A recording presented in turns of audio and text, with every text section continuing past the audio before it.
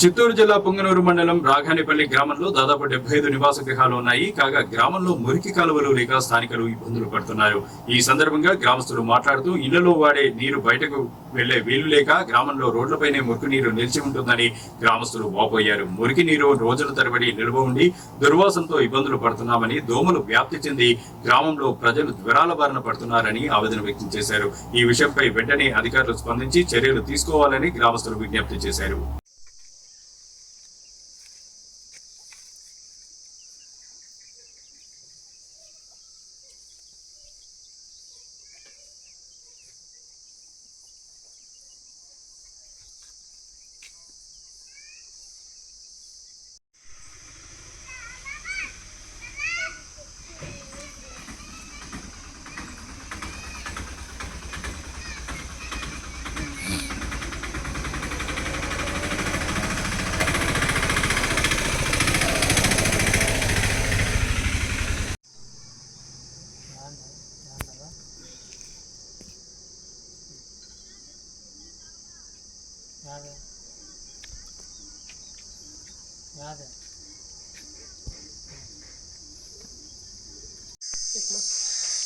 మా ఊరికి కాలువలు లేవు, మాకు కాలువలు చేయట్లా, ఎవరు దాన్ని పట్టించుకునే వాళ్ళు లేరు.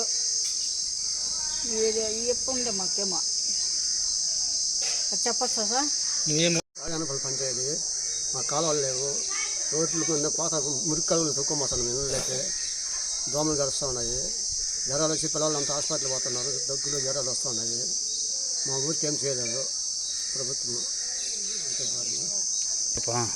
కాలంలో ఏర్పాటు చేసి మీకు గమనించి మీరు చేయండి అని చెప్తాను.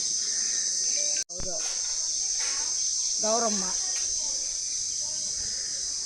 మా ఊరికి కాలువలు లేవు, ఎవరు పట్టించుకోవడంలే, చెప్పినా కూడా అదే సమ్మకే ప్రబలము.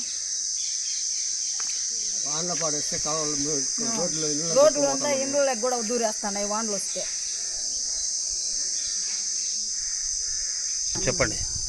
దోమలు వస్తాయి, గుంతలు కొట్టుకొని ఆ గుంతల్లో నీళ్ళు నిలిచిపోయి దోమలు వచ్చి జ్వరాలు పిల్లలకి వస్తూ ఉన్నాయి.